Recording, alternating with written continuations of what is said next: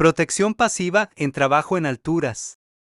Presentado por Lady María Derly Pilar Zeidi Luis.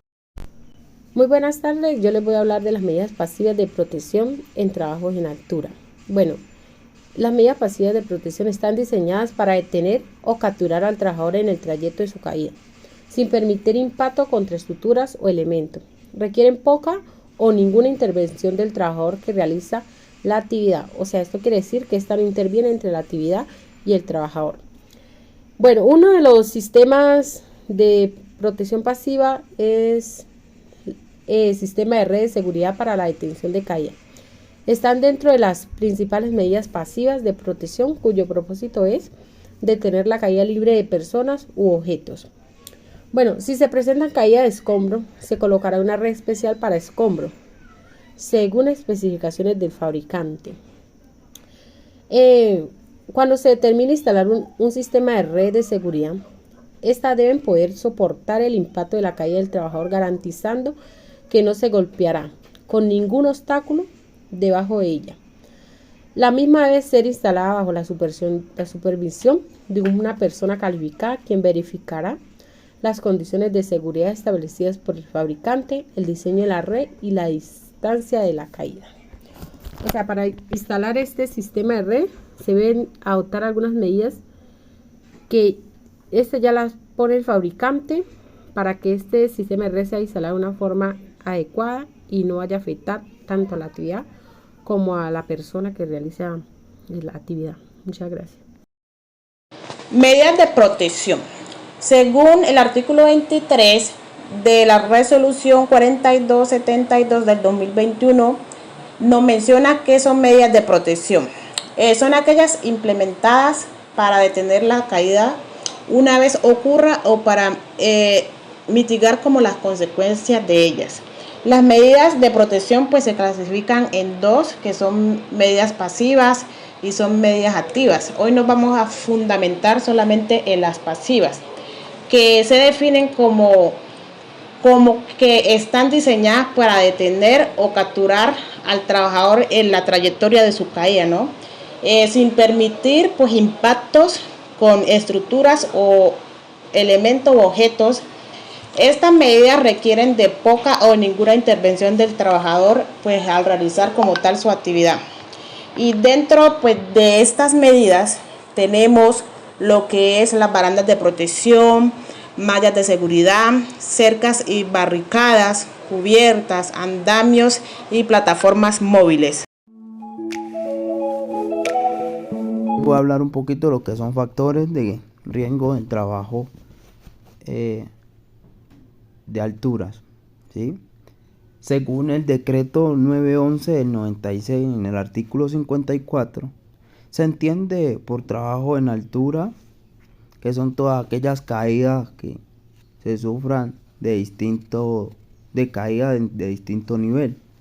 También se entiende que son todas aquellas tareas que se involucran y cuya diferencia en la altura que se esté trabajando supere o sea mayor a los 2 metros con respecto al plano horizontal que se esté realizando la actividad.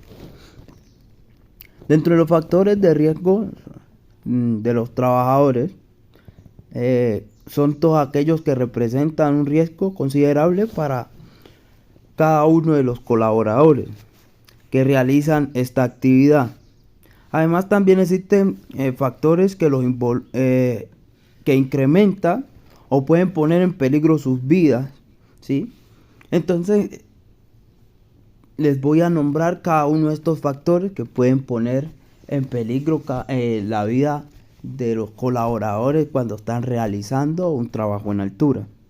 Uno de los factores es la altura del trabajo. Mientras mayor sea esta altura, más riesgo significa para el colaborador.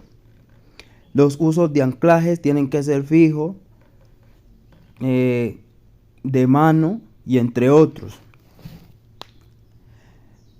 Los daños en las plataformas pueden ser aberturas, hoyos o desniveles, ¿sí? Que tenga en contexto pues lo que es la actividad que se está realizando. El uso de equipos de elevación también hay que tenerlo en cuenta. Los accesos a los materiales de gran peso o tamaño, como tuberías, cadenas, todo esto en mayor proporción, o sea, grandes. Trabajos sobre superficies inclinadas o inestables. Por ejemplo, trabajar encima de un tejado, ¿sí? Para ello hay que tener un anclaje con respecto al trabajo que se está haciendo, ¿sí? De manera tal que cuando se sufra la caída logre quedar el trabajador encima del mismo que se está realizando. Muchas gracias.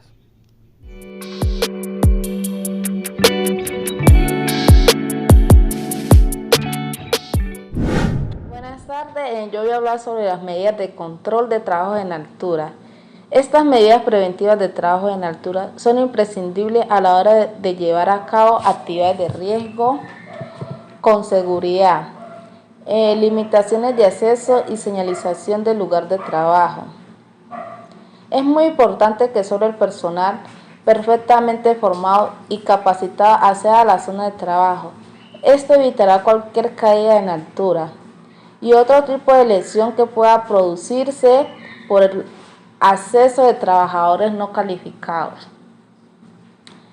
Instalaciones de redes preventivas. Uno de los factores principales dentro de la prevención en trabajo en altura es la instalación de redes de seguridad. Este sistema de redes se instalará para evitar el impacto de trabajadores contra el suelo en el caso de que se produzca una caída.